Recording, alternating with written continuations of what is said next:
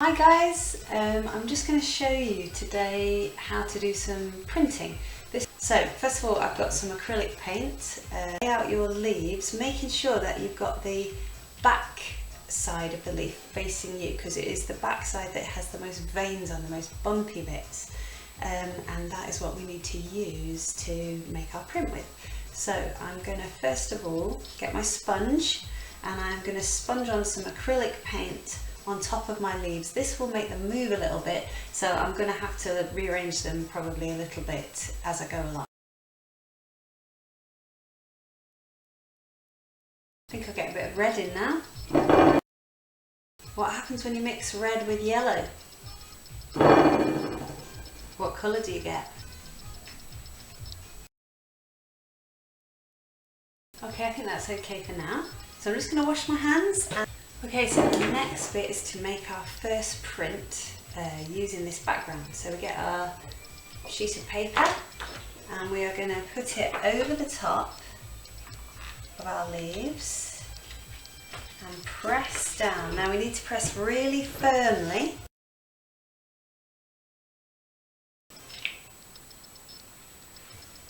Oh, I love those hydrangea leaves there.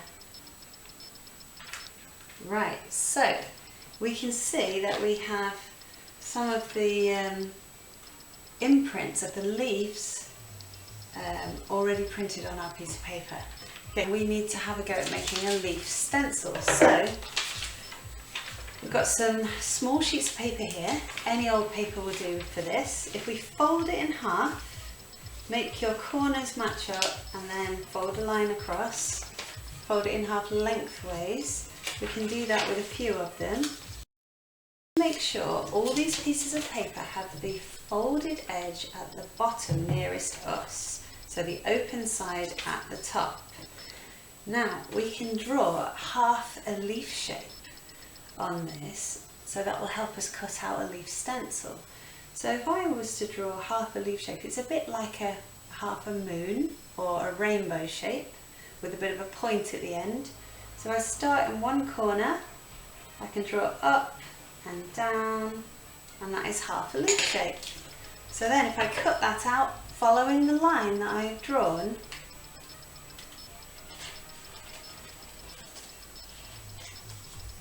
then I end up with a leaf that is missing and a leaf that is filled in the middle. So I've got two leaves now. And now we have an ivy-shaped leaf that is missing and an ivy-shaped leaf that is there. Now we have a hydrangea style leaf that is there and one that is missing.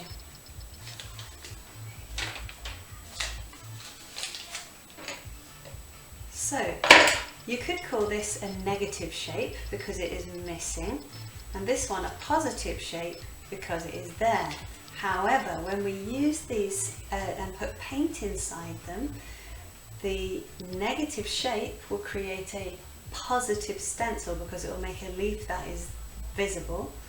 And if we use the positive shape, we can make a negative stencil, a negative print, because if we put paint around the edge of this shape, it will make a leaf shape which has a missing part in the middle, negative space.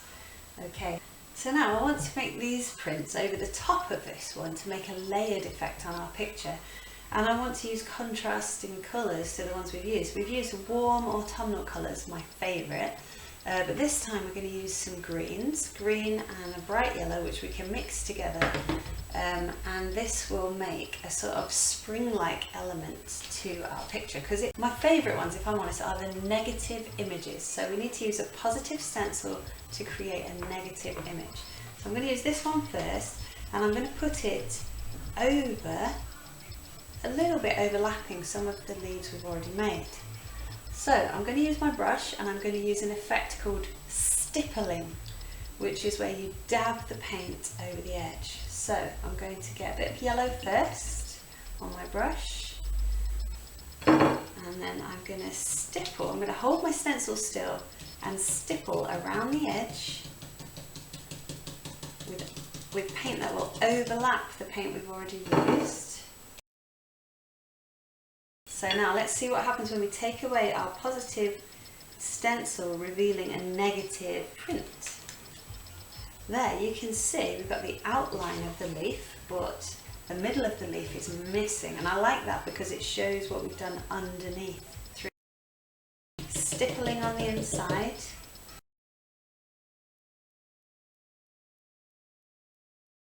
If I take my stencil away, it should reveal a positive image. There you can see it's a positive leaf because it's a filled in leaf.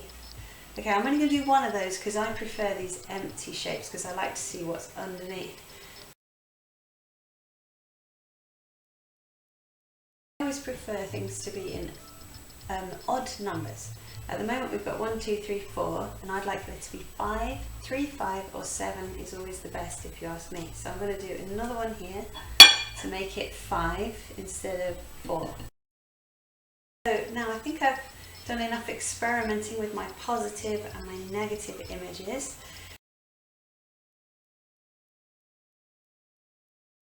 I'm going to try to get some of my favourite words.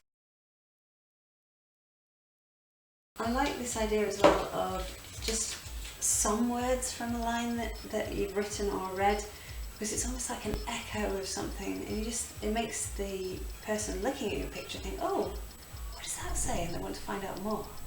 Right, so once you've done that, now it's time for us to use some water-based paints. Again, we could use these inks that I showed you last time. Oops, make sure you get your lid back on your glue. Or any light translucent water-based paints will be excellent for this. So, now when you do this bit, you don't need much colour at all. You need lots of water and not much colour because you want it to be see-through, jewel-like and translucent, okay? So first of all, I think I'm going to go for another contrasting colour. I'm going to go for blue. Now you could allow your text to become coloured as well, or you can leave it white, it's up to you.